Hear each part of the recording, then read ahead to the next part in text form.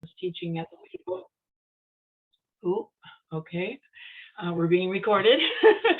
Yeah, so I've been working, as an educator, and I was teaching, from different topics of in individual counseling skills to motivational interviewing skills and sometimes conflict resolution skills. So when I was asked to do this, I was really, excited because at the same time, I'm a survivor of intimate partner violence. And, it was a long time ago, but I look at myself as a thriver, not a survivor. Like I'm a better person because of everything I've learned because of it. And so when I talk to you today, I'll be talking a little bit about, a lot of information is going to come to you today and a lot of, probably things that you're already doing, in your practice and, to identify the support and the safe place that we provide for people. So I'm going to share my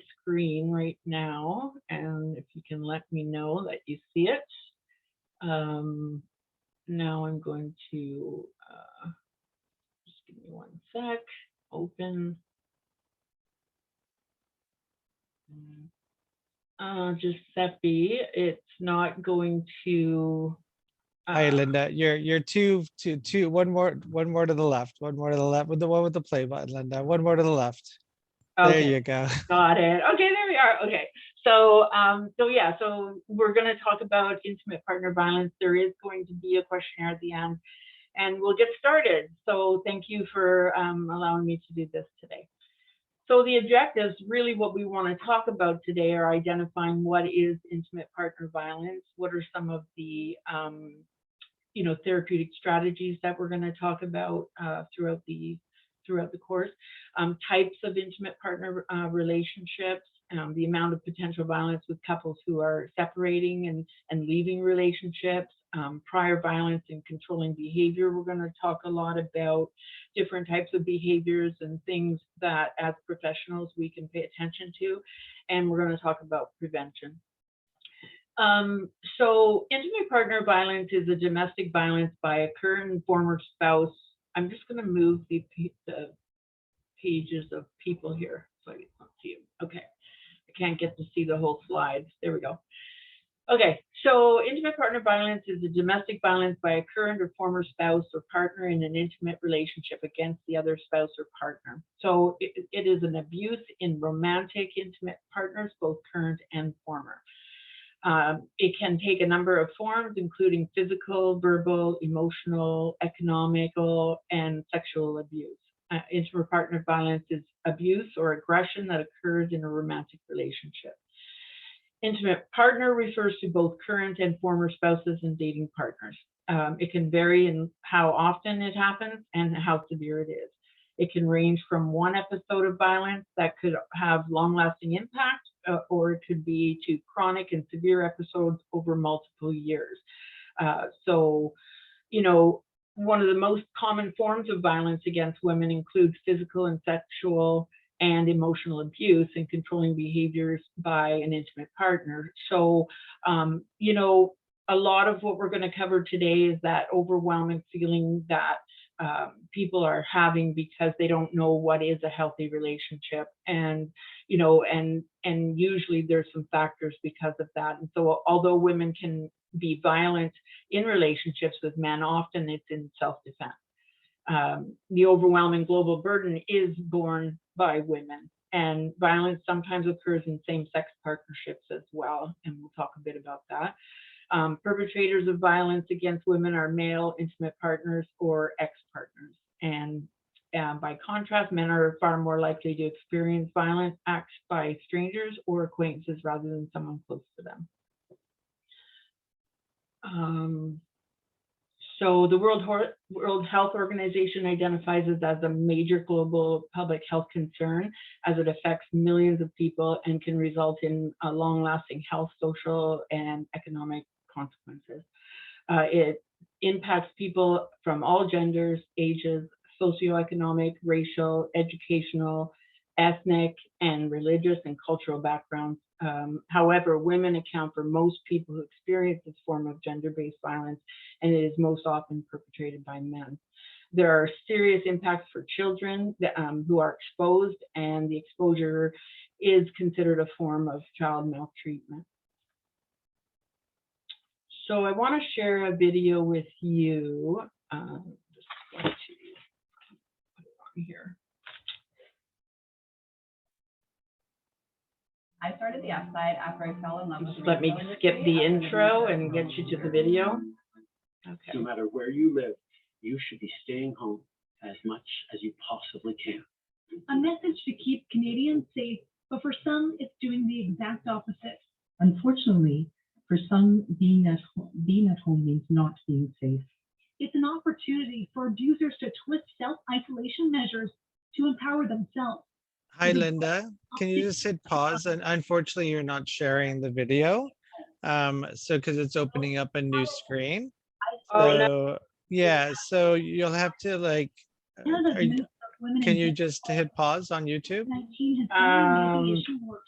What we're hearing from Pop. Yeah, sorry. Okay. Oh, so they're not showing. Okay. Yeah. Well, the video was really good. I'll share it with you just in terms of what it was. It was actually Prime Minister Trudeau talking about COVID and how the impact of people being safe at home and isolating throughout the COVID pandemic actually made it more dangerous for people to stay at home and not feel safe at home because of intimate partner violence.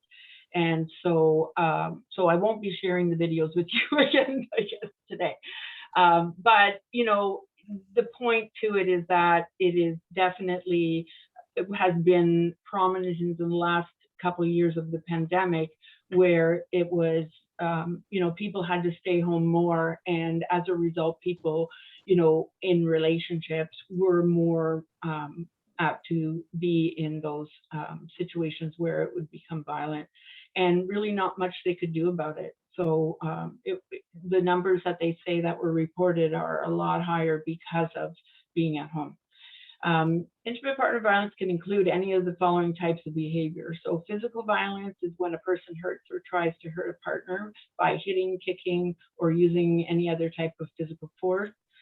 Sexual violence is forcing or attempting to force a partner to take part in a sex act. Sexual touching, non-physical sexual events, sexting when the partner does not or cannot consent.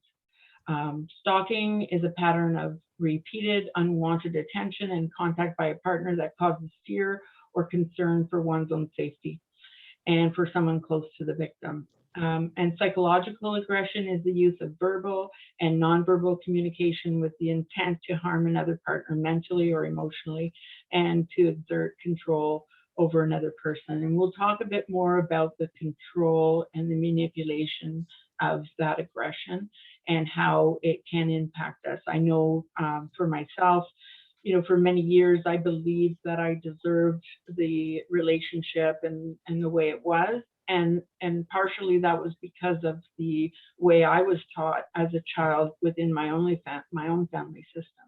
So the prevalence of this is that couples who were separating or in the process of separation are more apt to see intimate partner violence and prior violence and controlling behavior. Like I said, like this in the family of origin, and we will get into that, is where the perpetrator and the victim has, I don't know if you've heard the term, what you live, you learn, what you learn, you practice, what you practice, you become. I worked with sex offenders in one of the treatment programs that I worked in my early career, and it was interesting to look at the repetitive patterns of the family of origin violence within those inmates, and how, you know, it was really prevalent in their own lives of being abused themselves. So, you know, you'll hear that the abuser or the abusee will become the abuser in many times. So, and we'll talk more about the no talk rule, you know, that we don't talk about these things, you know, that they stay in the family system. A growing number of population-based surveys have measured the prevalence, and the WHO, as we talked about, has a multi-country study on women's health and domestic violence against women, which was around 24,000 women in 10 countries. And it represented a diverse cultural, geographical, and urban and rural settings. So the study confirmed that violence is widespread in all countries. Among women who have ever been in an intimate partnership, 61% reported ever having experienced physical violence by a partner. 49% reported having experienced severe physical violence by a partner. 59% reported sexual violence by a partner at some point in their lives, and 75% reported experience one emotionally abusive act or more from a partner in their lifetime.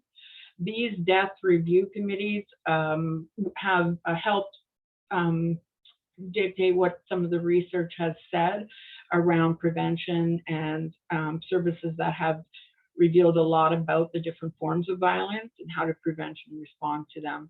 One fact that continuously emerges from the body of work is that different forms of violence are strongly interconnected.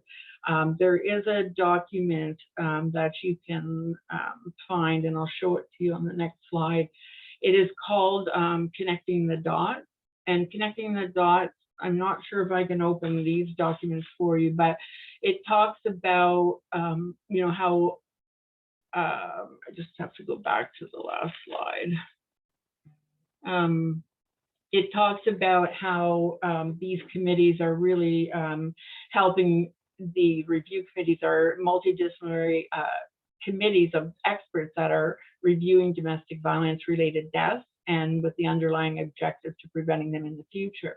That Connecting the Dots is a document that really talks about how they're interrelated. So one type of violence might be, you know, it might be, you know, emotional abuse in your own family of origin system, whereas it might tend to become physical in other relationships, and it might impact your work environment. So on a different level, that it's looking at different types of interactions with that. So it's a really good document to read if you do have time. I'm sorry that I can't open it. So these committees are in several provinces and territories in Canada and have established their own reviews. These reviews and or inquests into deaths related to domestic violence, and other provinces and territories have taken steps to assess their needs and in the process of establishing their own committees. So that's important to understand, like, what are some of the commonalities within provinces. I know Ontario is, you know, has in 2016 to 2019 created an action plan, and I've actually put the link in this PowerPoint as well, that you can see what the strategies for the province of Ontario are. And, you know, within each province, they are building these strategic action plans for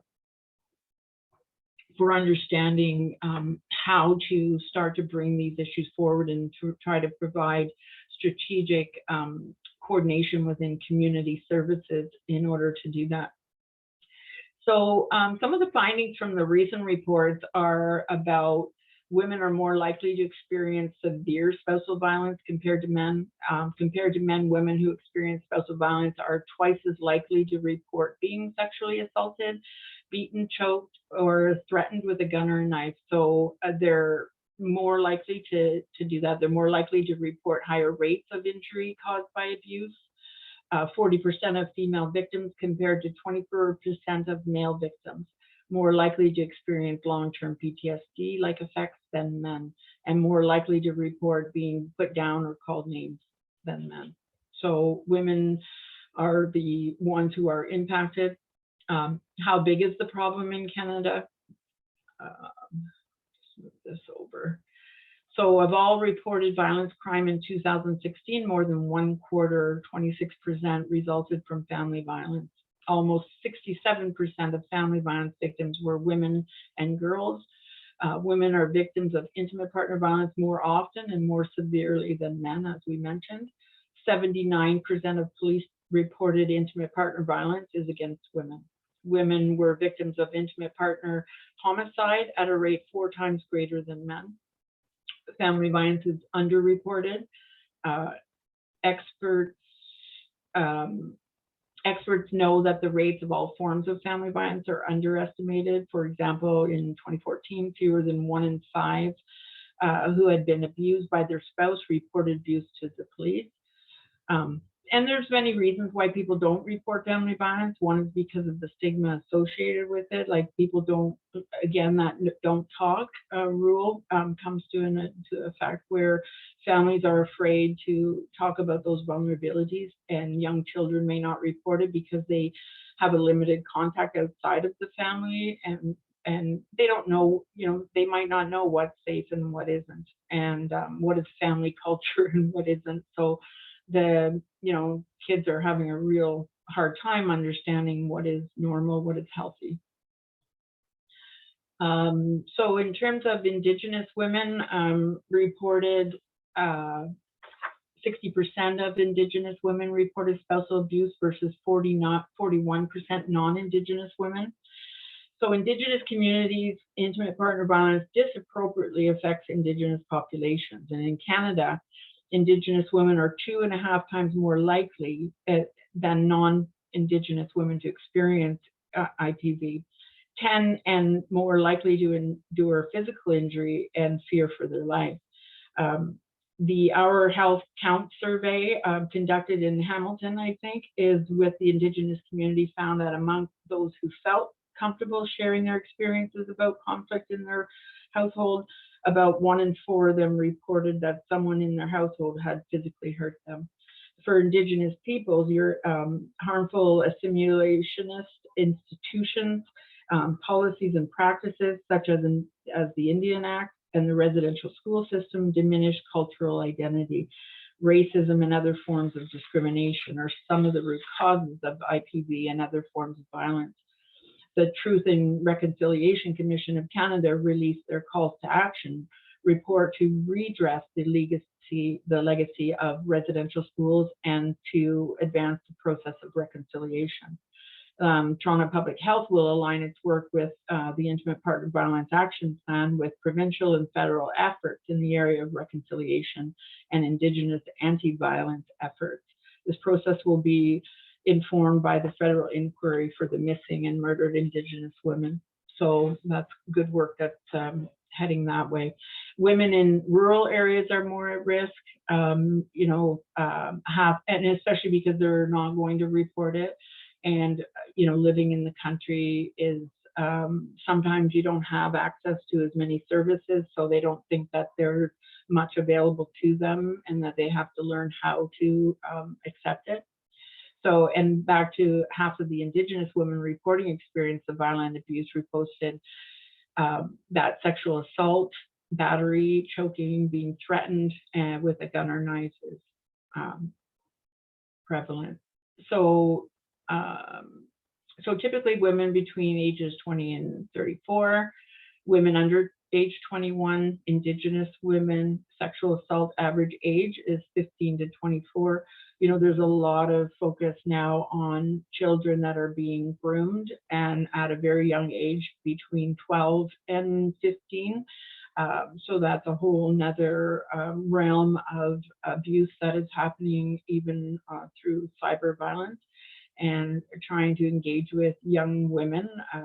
And I don't know how many of you work with youth, but what I'm noticing is that they're getting younger and younger when you hear about their, their interactions with sex and their, attitudes towards that today. They feel they need to be older than they are.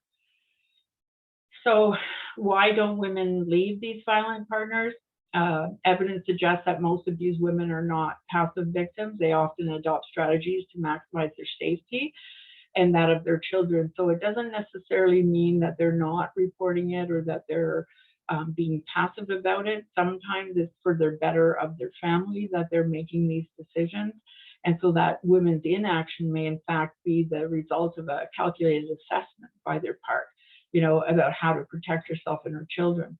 They may go on to cite evidence of various reasons why women stay in violent relationships, including fear of retaliation, lack of alternative means of economic support concerning for their children, lack of support from family and friends, stigma of fear of losing custody of children associated with divorce, and love and hope that the partner will change. And so when you think about all of those things that impact that, women are, you know, making that decision themselves. And I think the more the communities have women supporting women and peer-based programming in the communities, it's going to help women feel like there are other ways, and there's ways to be able to get support and get some help to make some of those hard decisions. Some of the beliefs that that support violence against women might be: a man has a right to assert power over a woman and is considered socially superior. A man has a right to physically discipline a woman for incorrect behavior. Physical violence is an acceptable way to resolve conflict in a relationship. Now, I know these don't sound good, but these are the beliefs, right? Sexual intercourse is a man's right in a marriage. A woman should tolerate violence in order to keep her family together. There are times when a woman deserves to be beaten. Sexual activity, including rape, is a marker of masculinity. Girls are responsible for controlling a man's sexual urges. And so these are some of the beliefs that are out there that support violence. And so if people are still holding some of those beliefs, because that's a historical belief system that some of these are, dating back centuries. And, you know, and it's only been, you know, even today in the news, you're hearing about the abortion rights and women's rights in America. It's still a huge problem in terms of what men still believe, right, around women and violence and sex. So, and this isn't to put down all the men in the world. There's amazing men in the world, but we're here talking about the ones that need some help. You know, the perpetrators are people that also need support and help. And, you know, there's many professionals that can work with that population, but you have to decide yourself whether you can or you can't. I mean, I worked with, like I said, sex offenders in the treatment center. And after about a year, I came to the belief that it wasn't in my best interest because it was triggering me to, you know, you have to have a lot of empathy to be able to work with whether they're the perpetrator or the victim. And it takes a lot of compassion and not feeling sorry for someone, but actually feeling empathy for them. And so you get to decide as a professional whether that's something that is in your wheelhouse or not. Gender-based violence, dating violence between the ages of 50 and 24, we talked about that. Lesbian violence, 11% versus 3% homosexual violence. Most often, violence does not get reported. Don't talk, don't trust, don't feel rule exists. I want to just look at the time here, making sure I want to get to everything for you. The don't talk rule is, you know, you don't air your dirty laundry in public, or for some other version of that expression, the rule amounts to the same thing. Don't talk about what goes on in your household. Don't talk about what you see or hear at home. What happens in this house is private, and private equals secret. The secrets that families keep, it becomes the norm. The magical belief for children growing up in homes where abuse is happening is that if I don't talk about it, it won't happen again, right? In addition, when it comes to talking about the problem, the abuse, or whether there's drinking and drug use attached to it, which there sometimes is, it's always a bad time. Either the parent is under the influence, or when it's, you know, you hear about the elephant in the room and that everybody's tiptoeing around the elephant. That happens a lot in these families that have the don't talk rule. And, you know, and it's very difficult to be able to identify that. I know in my own household, it was the same. Like, we didn't talk about big problems. There was no emotional connection at all to be able to do that. And so it comes to the don't feel, like the focus on and using trumps all else in a family dealing with addiction or abuse. And again, this is never discussed or agreed upon. It just is. This means that everything else, all the mini dramas of childhood, take a back seat, and the grown-up world is what's important. This leads to a lot of hurt feelings. This leads to a lot of young people growing up really fast, and sometimes the inability to launch. You know, a lot of younger adults are having a really hard time out there trying to get to the next level of their life, right, as teenagers and as, you know, people growing into adulthood. It also leads to a lot of hurt feelings, a lot of missed dance recitals, you know, ball games, all the things that you really want your parents to be proud of. And so, you know, this one is most specifically to substance use and violence. Children learn to stuff those feelings because it isn't emotionally safe to do so, and sometimes physically safe.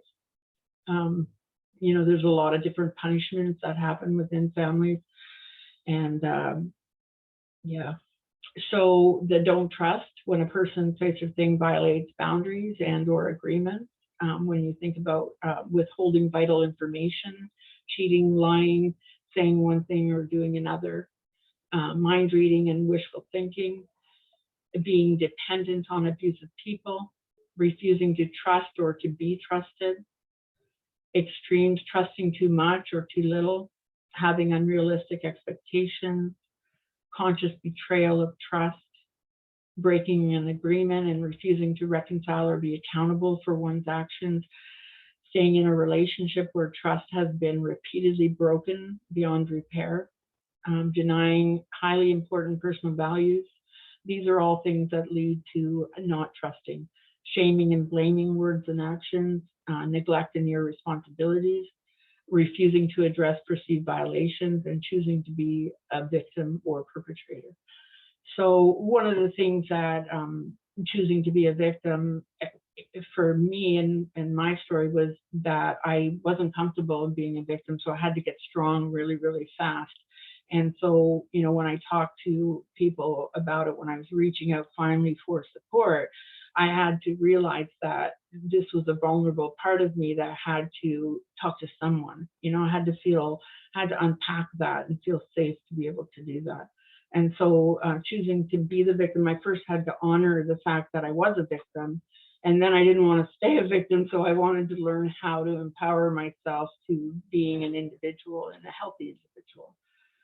So not sure if that resonates for anyone, but intimate partner violence, usually there is a family of origin history of physical or verbal or sexual abuse. We're going to talk about genograms in a minute, just to talk about how they are helpful in these situations to understand what are some of the belief systems and in the family system. Family of origin history of addiction, drugs, alcohol, gambling, sex, spending, reproduction, coercion, you know, really people that are being marketed, you know, for gain. Addiction to alcohol and drugs is a big one. You know, there's usually attachment to some of those substances within families that are in abusive cycles. I talked a little bit about the cyber violence. Technology-focused cyber violence is uninvited observing, listening to the victim.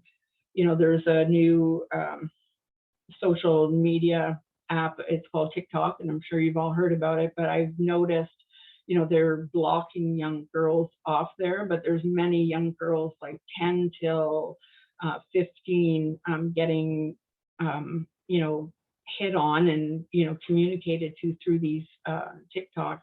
And it's a way to really reinforce that it's humiliating to them and to make little girls feel like they're not good enough, and they're sexualized at a very young age. So 84% of violence happens in the home and 10% in public places. In 2009, the cost of intimate partner violence was $7.4 billion. That's a lot of money to be spent on support and the abuse itself. In 2018, it accounted for about 30% of all reported incidents of violence. So remember that most of violence goes unreported. So there are women's shelters, transition homes, and victim services, counseling programs, and sexual assault centers that are only tapping into, the ones that are being reported, and, the friends of friends that are helping people come forward regarding their experience. Okay, so 38% of adult victims have a history of childhood abuse by a parent, sibling, extended family member, or spouse, and I can attest to that. Girls are 4.5% more likely than boys to have been a victim of child abuse.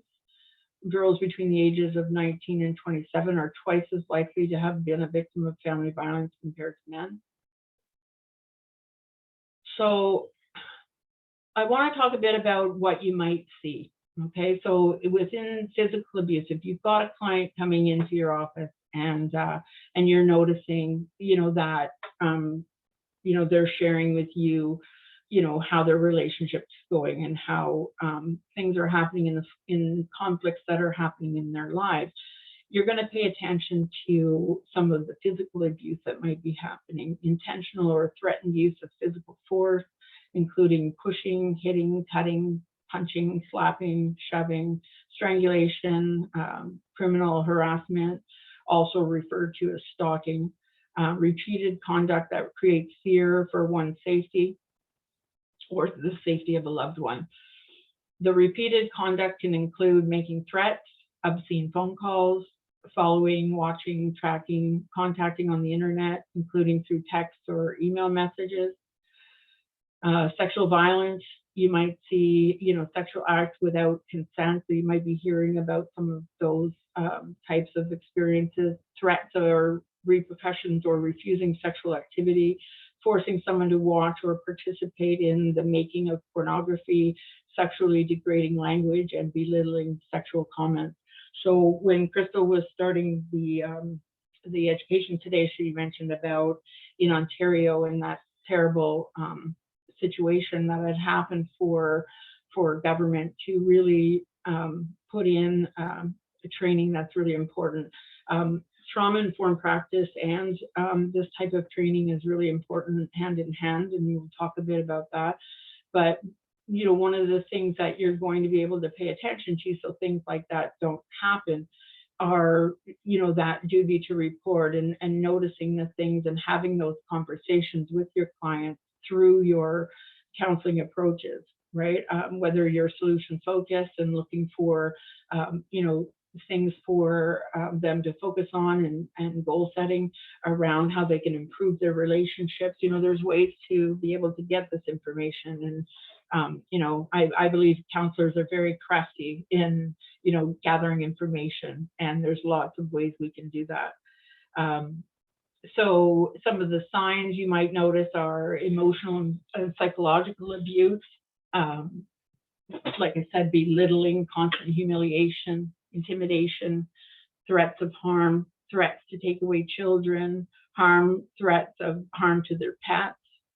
I've heard of people throwing their pets around. There's lots of terrible things that are happening. Financial abuse, also referred to as economic abuse, where the control or misuse of money, assets, or property control a partner's ability to access their needs, whether it be school or a job or any type of spending at all.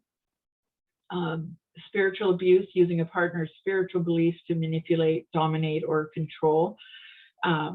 The reproductive coercion, which is, forcing people to give themselves away, controlling reproductive choices, pregnancy outcomes, and access to health services.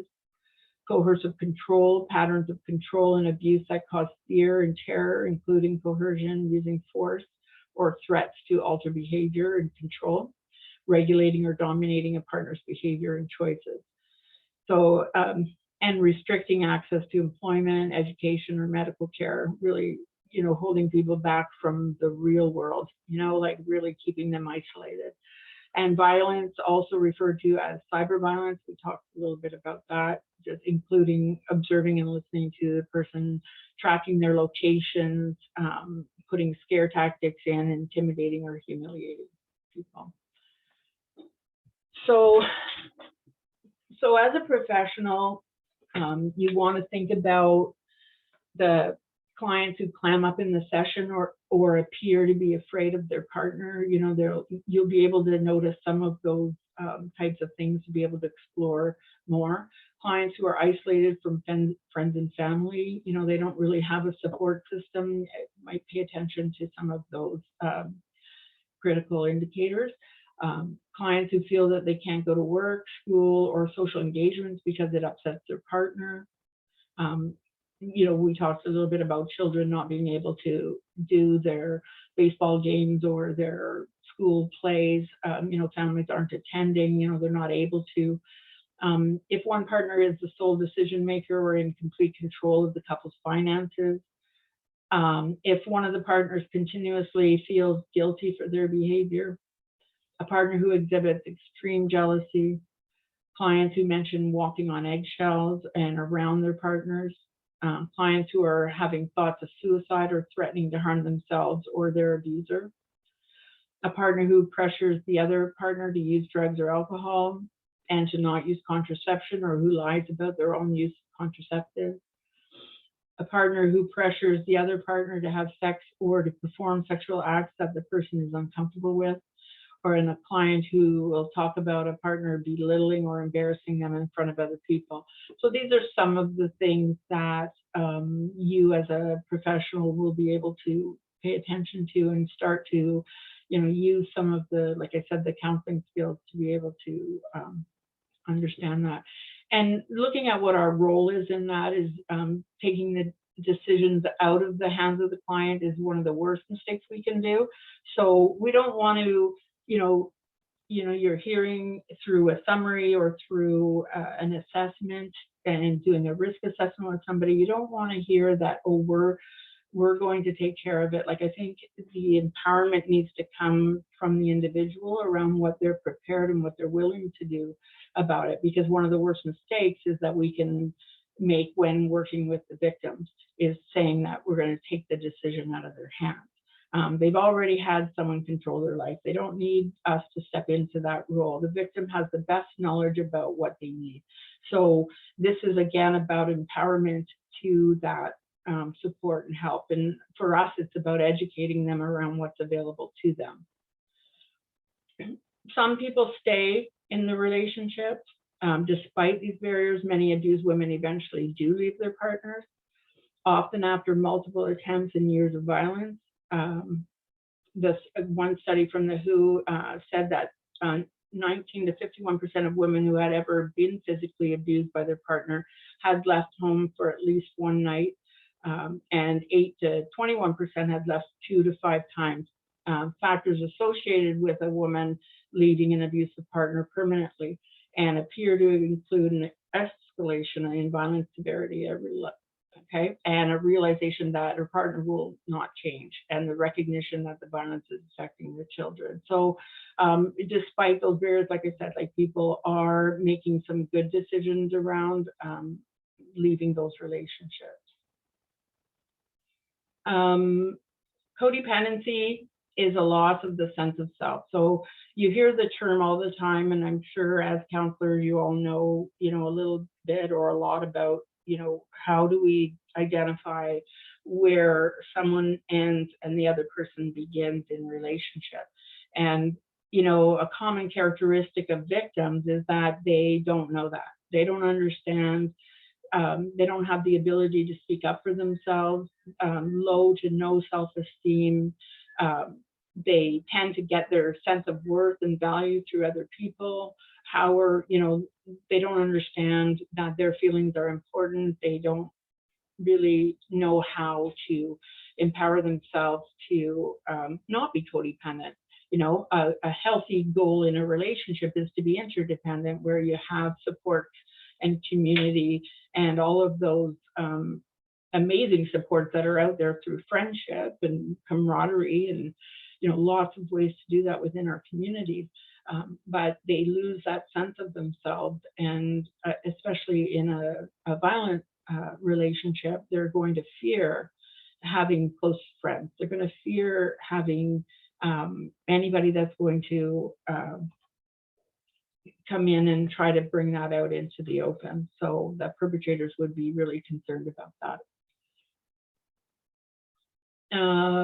Victims may have the belief that they can say or not say or do something mutually and or co-creationally to influence the perpetrator's behavior. So that means their attempt to get their control back, but the perpetrator is simply abusive and wants power over.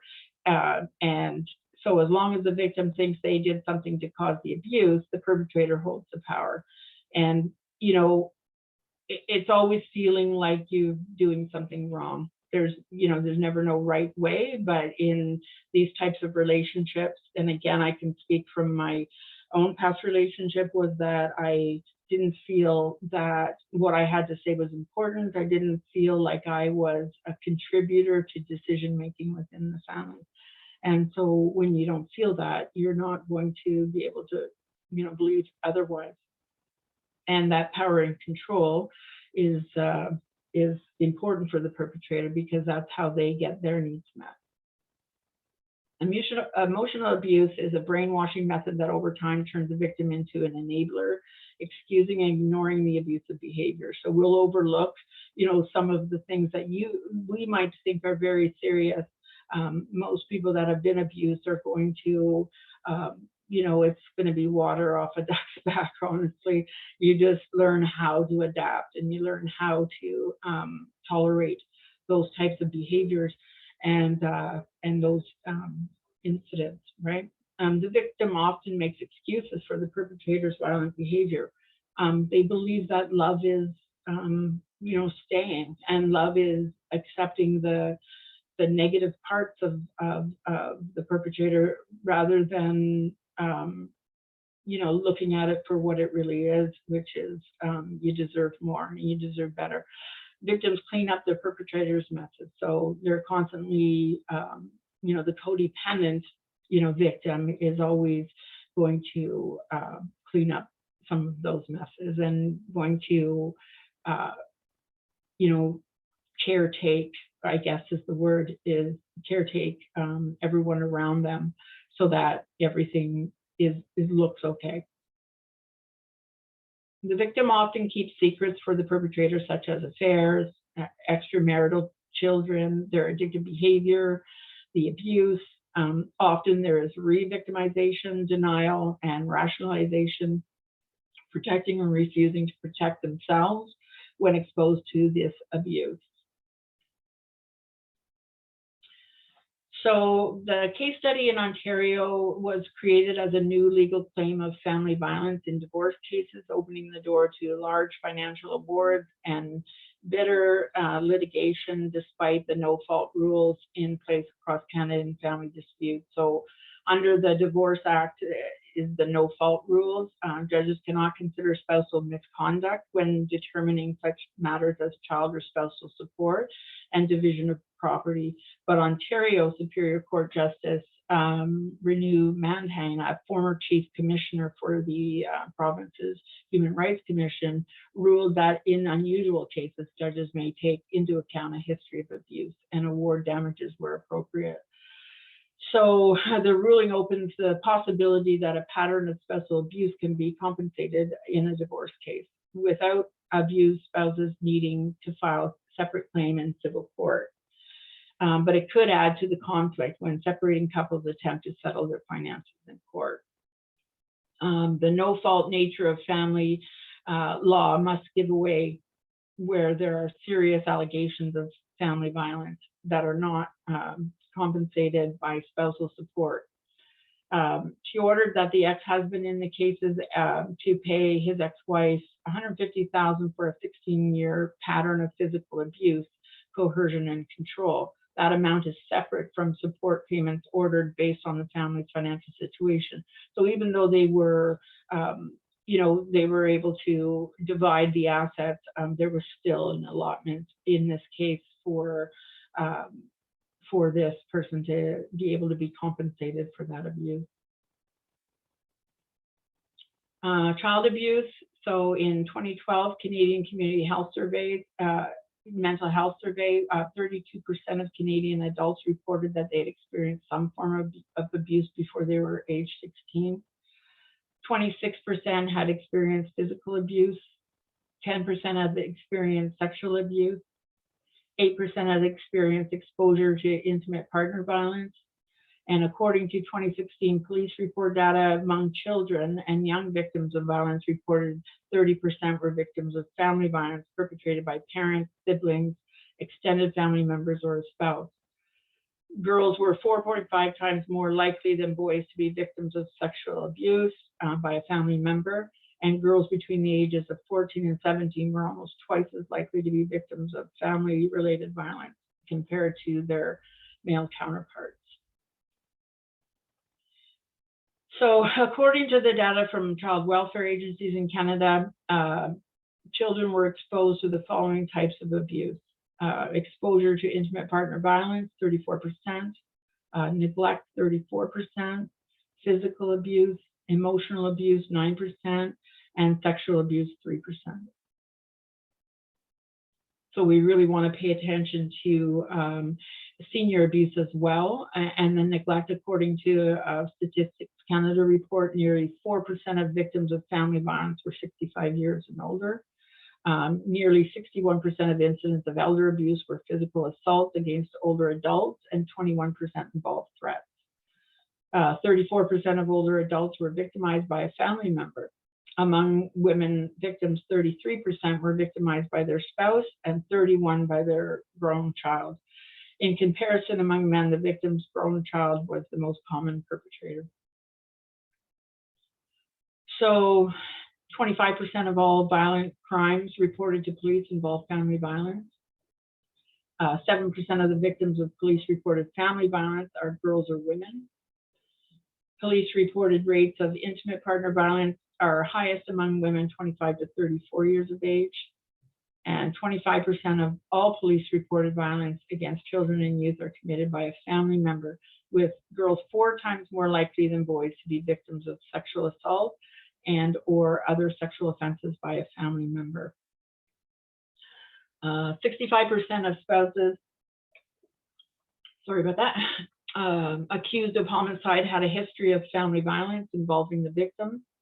This was most often the case when the spousal victim was estranged from their partner. So when they are getting separated or divorced, it is a higher relevance of 65%.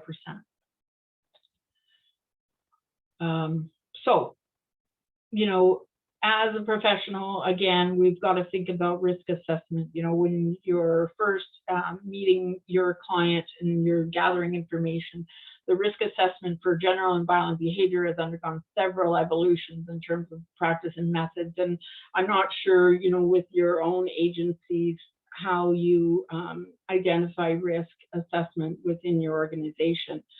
But there are several instruments that are assessing risk and general and violent recidivism, including tools to assess risk for specific types of violence.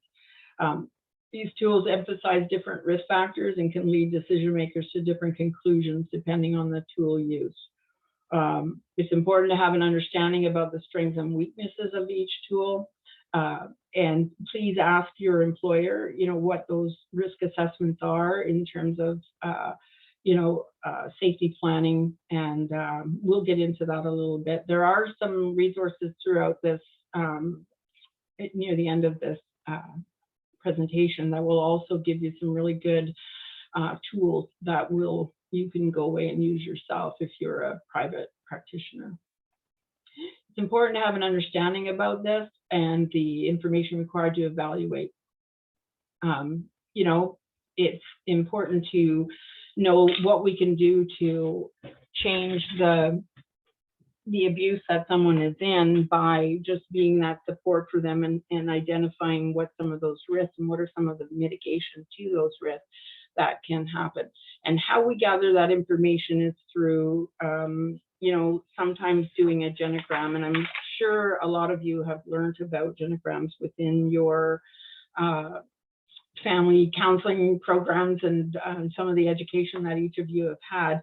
They're a practical tool in social work practice, both in terms of assessment and intervention. Historically, the genogram is most commonly thought of in relation to practice with children, adolescents, and families to explore the quality of relationships and behavioral patterns that people have across generations. You know, in child welfare practice, for example, the genogram is useful to incorporate changes over time. So I use these a lot. You know, it helps me understand, you know, I usually go back about 3 generations when I'm working with an individual to really look at, you know, the mental health side of things, the violence, the, you know, what are some of the close relationships that they have, what is the grief and loss that someone has experienced, and what are some of the abuse cycles that a family member has been in. And so this information is really helpful in terms of helping the client as well understand, you know, when I did my first genogram, like, it was really insightful for me to look at the patterns of 3 generations of family members that had been stuck in the same cycles of abuse, mentally, with substances, and with mental health, and with violence, and, you know, and poverty, you know. So,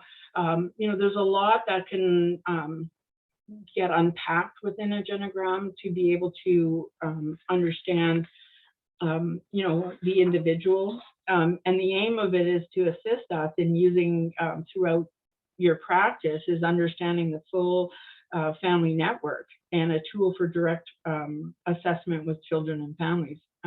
It also helps you encourage the strengths and the more from a strength-based approach. You're going to be looking at understanding their behaviors and supporting different types of planning going forward. It's a visual tool that shows a family tree, you know, somewhat to a representation of their family system. And like I said, like, I get family members to work on it themselves as well, to be able to have that insight. So yeah, so helping understand what's happening within the family is, you know, you're doing the risk assessment. If you're doing the genogram and you're really finding out the historical information around what's happening, it's all about then the prevention for intimate partner violence. We must understand and address the factors that put people at risk and to protect them from violence. Promoting healthy, respectful, and nonviolent relationships, and communities can help reduce the occurrence of intimate partner violence. Okay.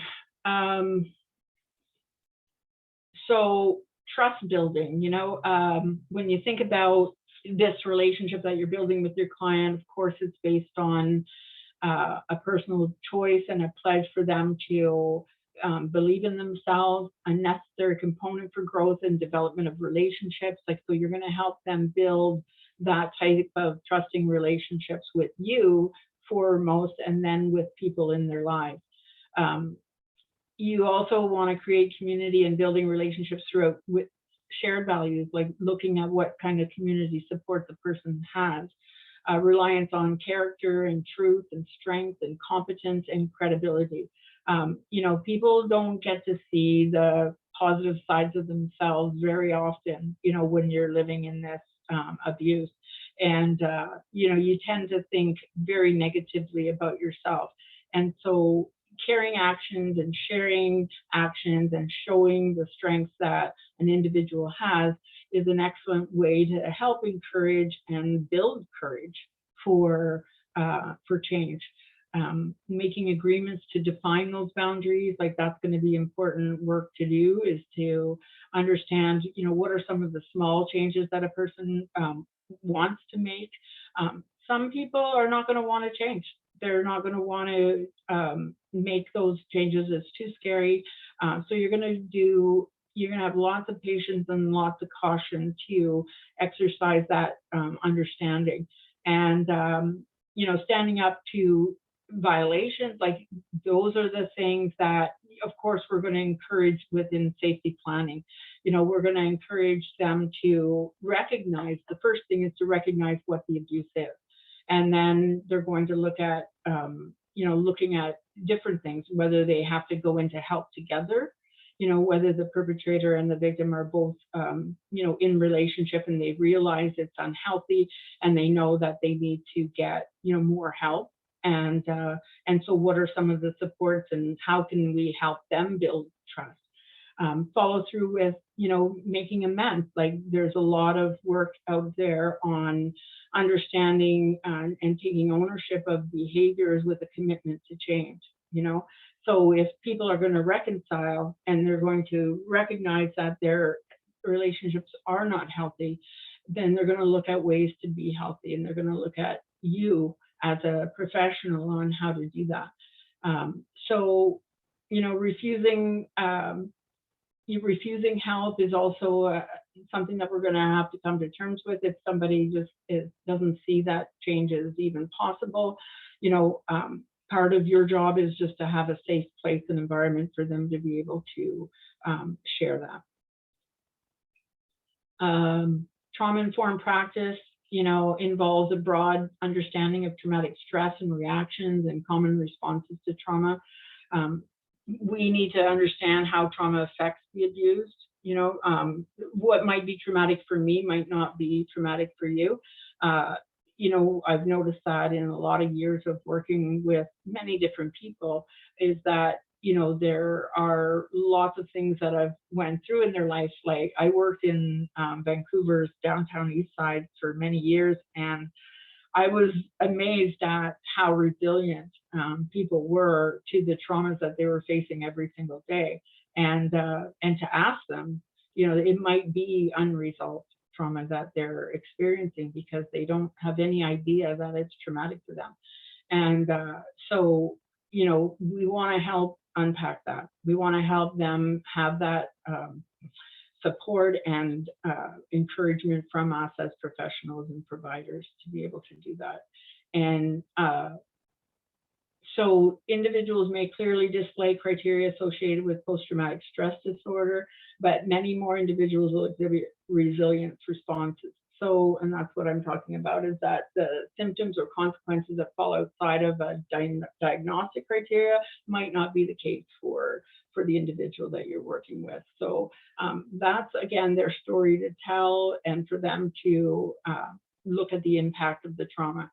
And so how an event affects an individual depends on all those factors, including characteristics of the individual, the type and characteristics of the event, the developmental processes, and the meaning of the trauma. I'm not sure if you've heard the term small t trauma versus large T trauma. Small T trauma events can be described as dramatic but less pronounced than large T traumas. Small T traumas might include divorce, infidelity, legal trouble, conflicts with a spouse or one's children, financial worries. While not necessarily life-threatening, small T events often induce distress and a feeling of helplessness. And they typically trigger symptoms associated with PTSD. It's still possible for someone to have an accumulation of small T stressors that eventually bring out trauma response symptoms. Small T traumas events are fairly common. People often avoid dealing with them directly.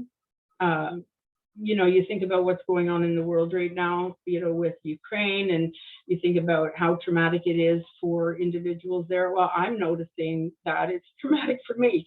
Those things can trigger those trauma responses that your body is used to.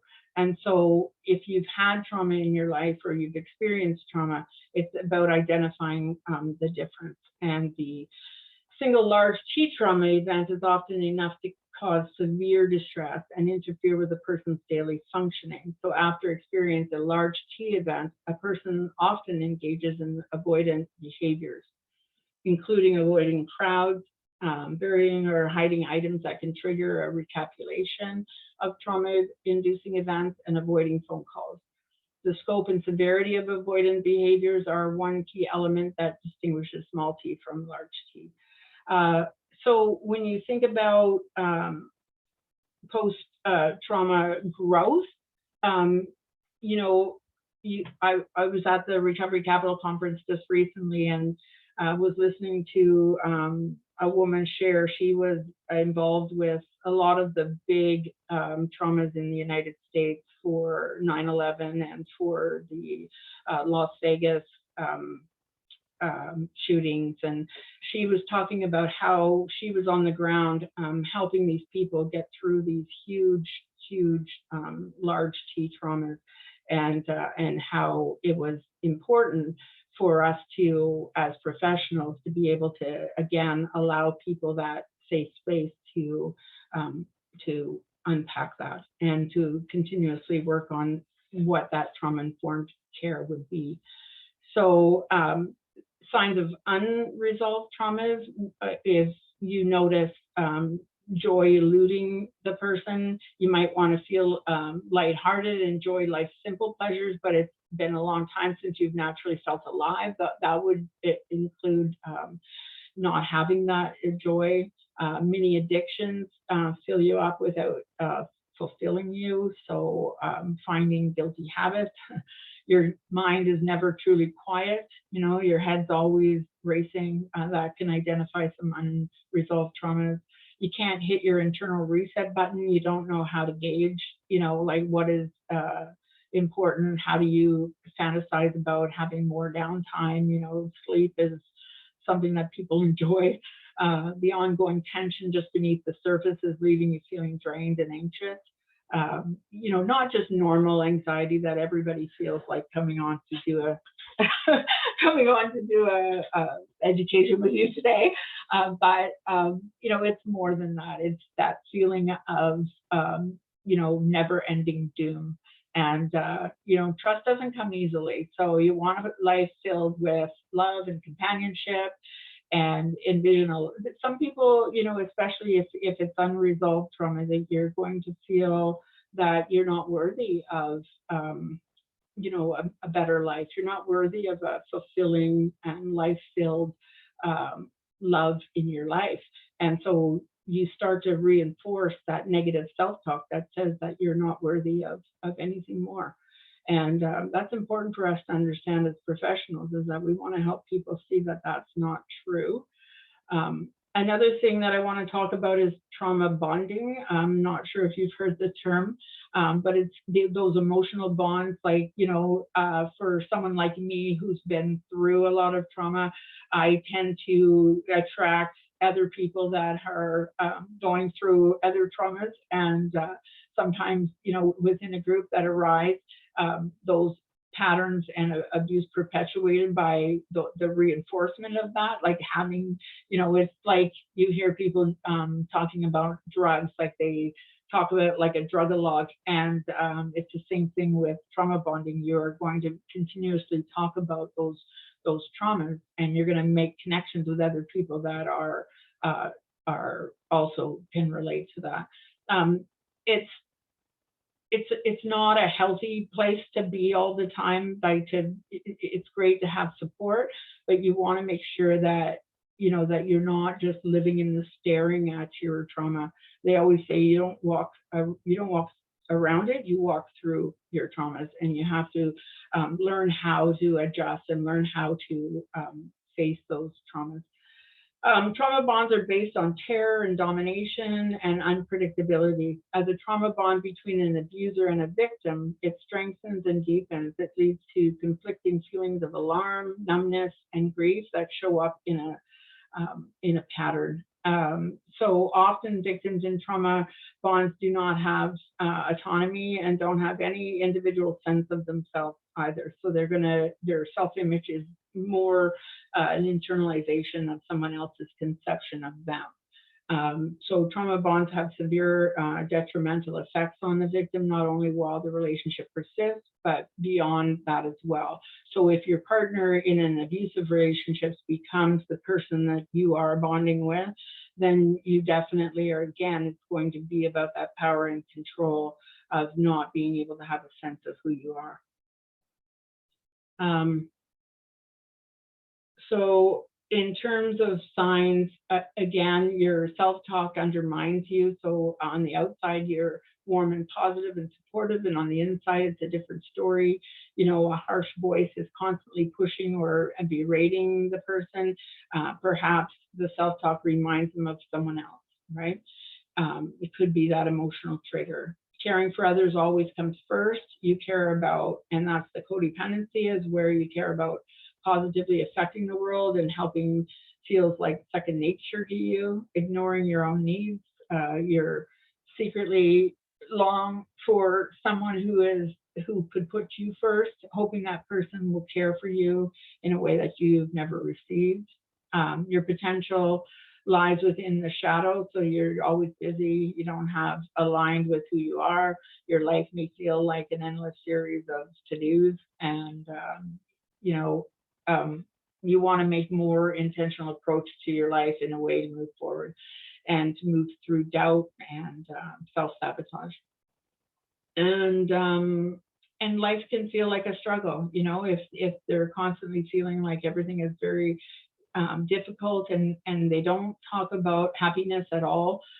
It puts a huge amount of effort and still feels like you're barely growing. So those are important things to pay attention to.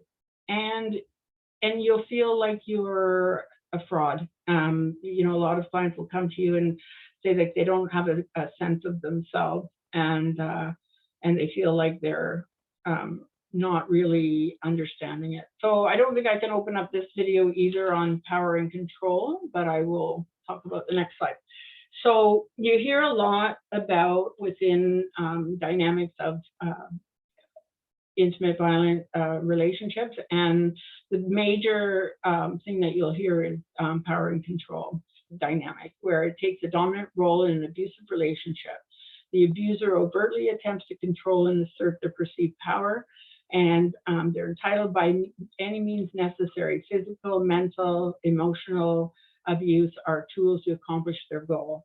And however, the victim also seeks that power and control. So meaning, I don't know if you've ever heard the term, but if there's an aggressor and a passive person, the aggressor, of course, has the power and control, but at sometimes so does the passive aggressive and the passive person, because they know how to get their needs met as well. And so that might not make sense to you, but it's definitely an interesting concept where you look at, if you stay the victim in a relationship, you know, you're of course giving out power and control, but you also have control to stay there. And so we want to make sure that people understand that power imbalance. So this power and control wheel is something that's used out there quite commonly within people's programs that can help people understand, you know, the different types, using coercion and threats, using intimidation, using emotional abuse, using isolation, minimizing and denying and blaming, using the children as a pawn, using male privilege, you know, treating him and her like a servant and making all of the big decisions, and using economic abuse, so preventing him or her from getting or keeping any type of sense of money, or for, you know, having to ask permission to have any type of financial living. And so, yeah, that's a lot of power and control that happens within these relationships. And again, when you're meeting with your client, you want to understand how much power do they feel they have within the relationship and how much control. And those are really good questions to ask. Abuse of power and control is commonly used by the abusive person to gain and maintain power.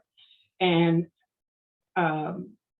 definitely the abuser may have a variety of motivations, which can include, you know, either devaluing or envying the person for personal gain, personal gratification. Some people just enjoy, you know, having somebody else's personal power.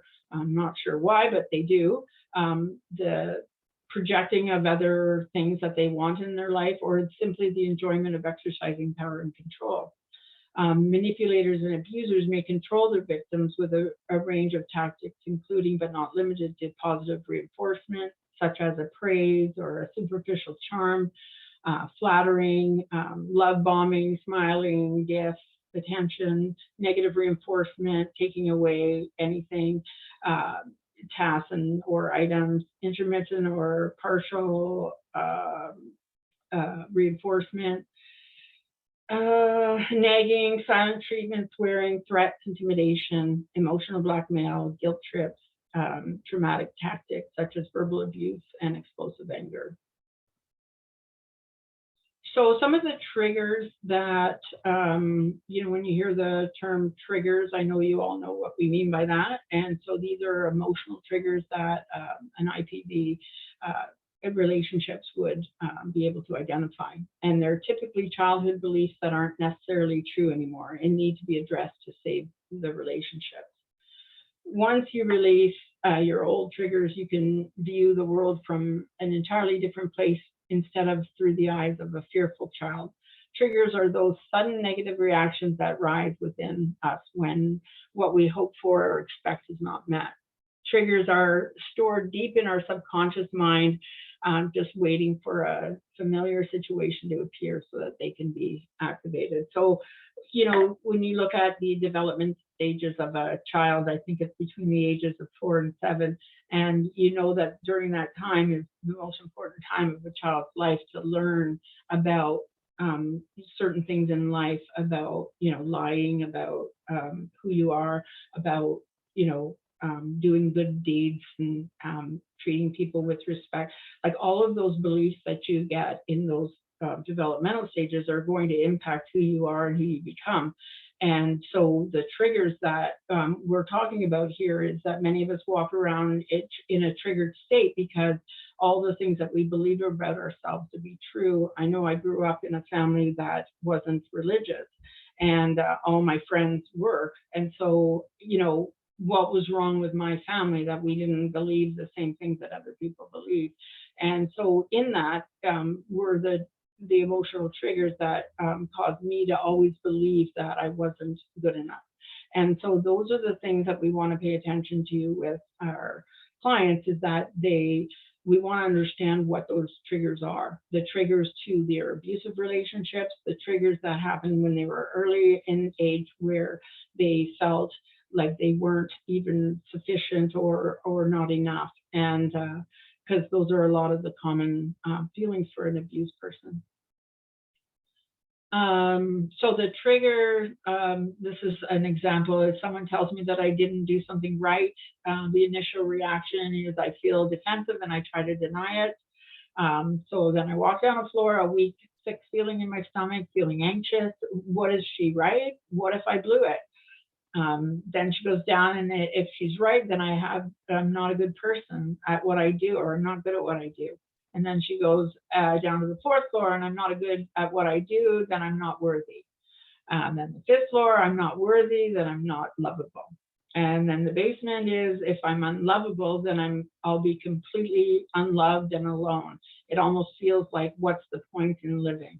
So that's a metaphor that I find really helpful in understanding how we get there. How do we get to what's the point in living when we're in these abusive relationships, when it really starts out with somebody is telling me to do something right and I can't. I'm so hypersensitive to, you know, any type of feedback because I'm used to having negative feedback. So those are things that are good to understand. In terms of state shifting, I don't know if you've heard the term before. All of us get triggered. Our emotional hot buttons get pushed. Our ability to think gets hijacked by fight or flight responses. The things we do and say when we're triggered almost always make situations worse. This is a major problem for leaders and those that follow them. As leaders, when we're triggered, our potential to do damage is magnified by the power we wield. We're out of control. We have no capacity to gauge our impact. The goals we work so hard to achieve can be undermined. People can be hurt. We don't have a lot of choice about whether we get triggered.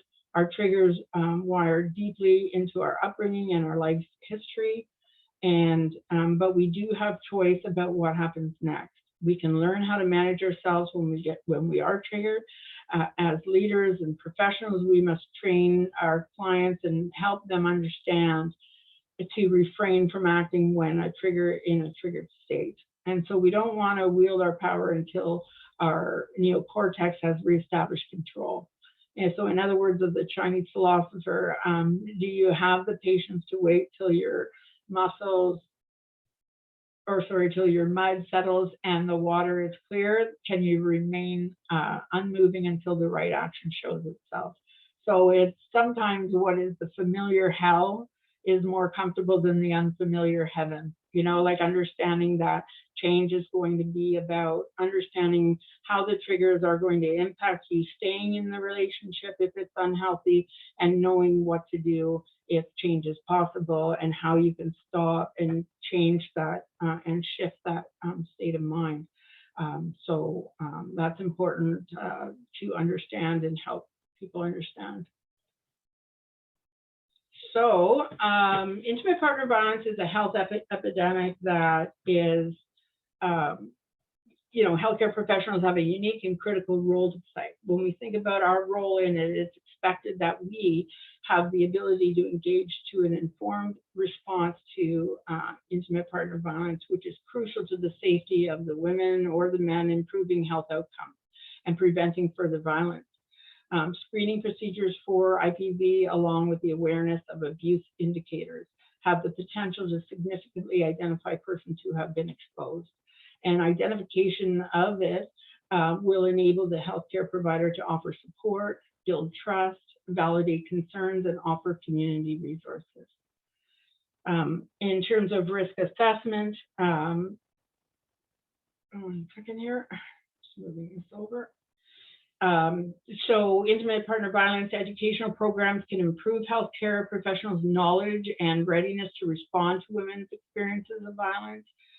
Professionals will be expected to work together to identify risk factors in a sample case, formulate a summary of risk, and identify practical case management suggestions. So my suggestion to you, there is a tool in Ontario, and it's called the Ontario Domestic Assault Risk Assessment. And it was developed by a mental health center in Penetanguishene, I think it is, Ontario. And it was done by Miller in 2009. And so this is an assessment tool that might help you understand how you can fall into one of these approaches and of risk assessment, and the types of intimate partner violence risk assessment tools that you can use. If you have one already for your organization, then keep using what you have. It sounds to me that there's some really good work being done across Canada in terms of recognizing that risk assessment is really important, to understand, what's going on in the day-to-day of an individual and what is going on in the community as well. And, what supports are in some of those rural areas that people are having a difficult time getting support. Another video. Okay. And so that one was a safety plan. So if you want to look at what a safety plan is developed, there is a link in that that will help you understand how do you create the safety plan for the individual. And it might be, if you're having sessions with an individual once a week, and you get to, help develop first the risk assessment to understand what they're going through, but also of what the potential risk is for them and others, whether there's children involved, whether Ministry of Children and Family is involved, understanding exactly what the person is experiencing, and then going to the safety planning of what are the actions to take. And so part of the work that an individual does once they do have a safety plan is how to take charge of their life, how to master in the goal setting that they need to make so that they don't continuously go into relationships that are unhealthy. Listing negative and positive beliefs about themselves and some of that self-talk that creates, a negative view of yourself that says, I'm not worthy, these are the types of relationships I deserve. Understanding what's healthy and unhealthy, understanding, how assertiveness and standing up and having some boundaries might be helpful for the person to be able to, you know, I guess recreate and look for healthy relationships in their life. And that personal bill of rights, like really understanding your body and understanding what's acceptable and what isn't acceptable within your own belief systems and your own rights as a person. It's also about, you know, describing and expressing, asserting, reinforcing, mindfulness, appearing confident, and negotiating and compromising. So those are the kind of words and language that you're going to want to use to help people understand that change is possible. The safety planning one, I really wish I could have shown you that, because it is definitely a good example of showing how to make a safety plan with the individuals that you're working with. So, you know, we're just about out of time here. To prevent intimate partner violence, we must understand and address the factors that put people at risk and or protect them from violence. And so really our role is to promote healthy, respectful, and nonviolent relationships in communities that can help reduce the occurrence of IPV. We're really, again, I want to commend each of you for all the work that you do within your community and what you've experienced so far. A part of about teaching our clients is about teaching safe and healthy relationship skills, social and emotional learning programs, healthy relationship programs for couples, engaging influential adults and peers, men's and boys versus and allies in prevention, you know, empowerment in education and family-based programming.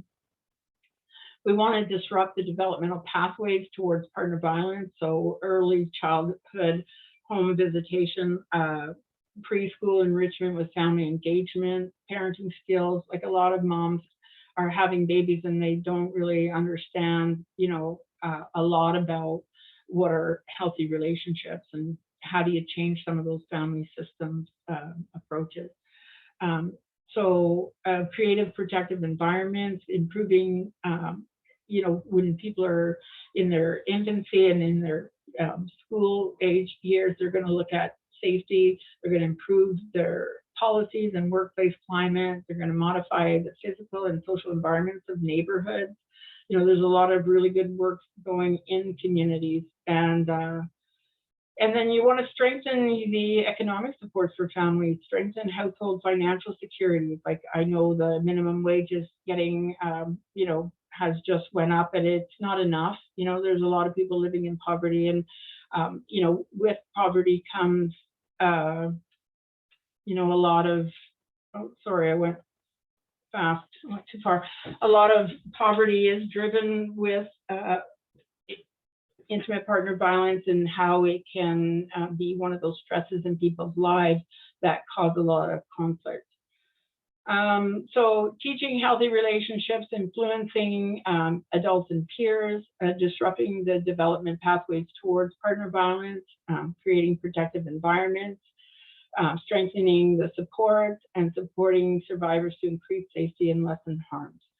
So, you know, this is a lot of information today and a lot of statistics.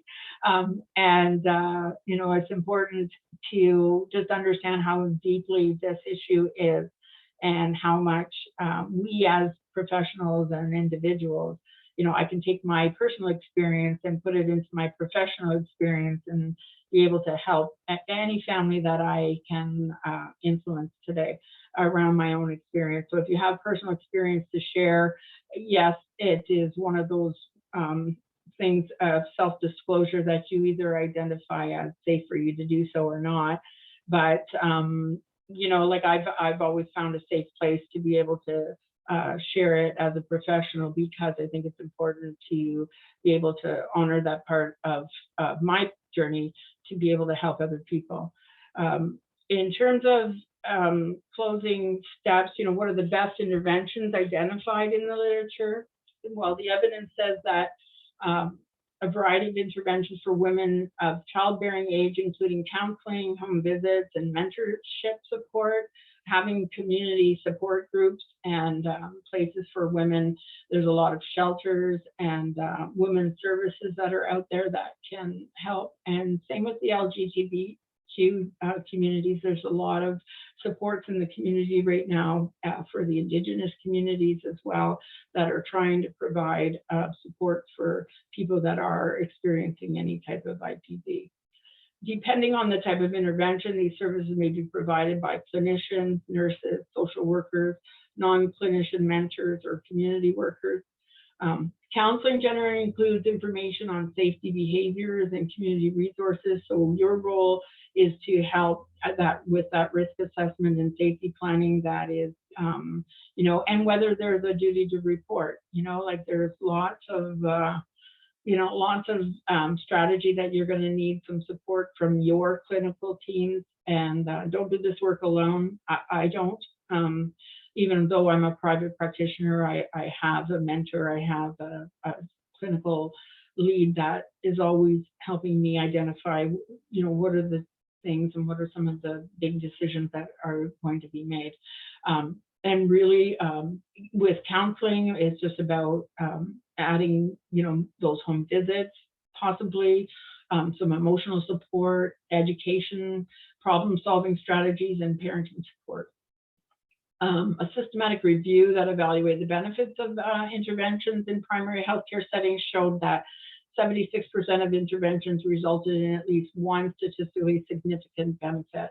So even if there's one person that you are able to help either get the awareness of the relationships that they're in and then make some small changes in those relationships, and or both partners coming together and getting some support and help around what is healthy support, and make improvements in their physical and emotional health and safety promoting behaviors.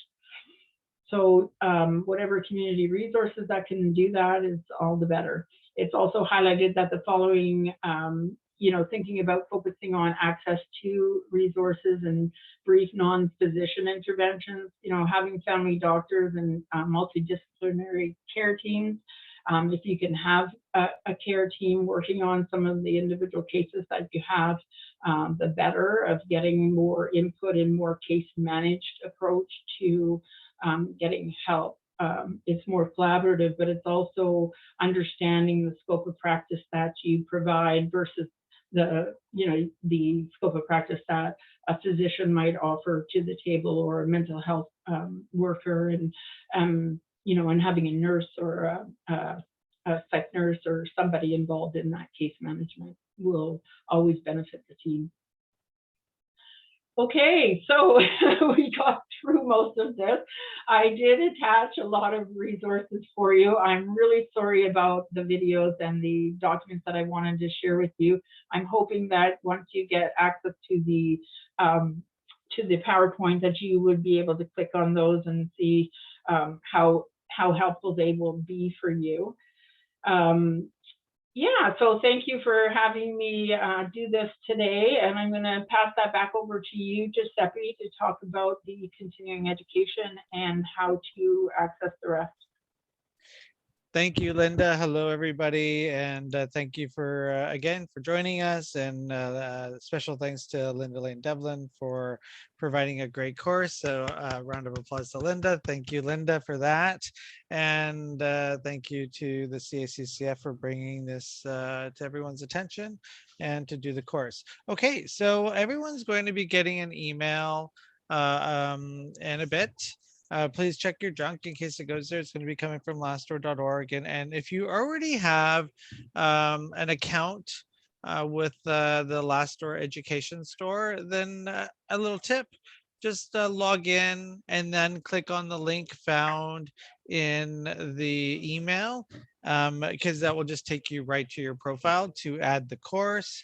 If you do not have an account, sorry, I had the email open a second ago. So I'm just going to share my screen.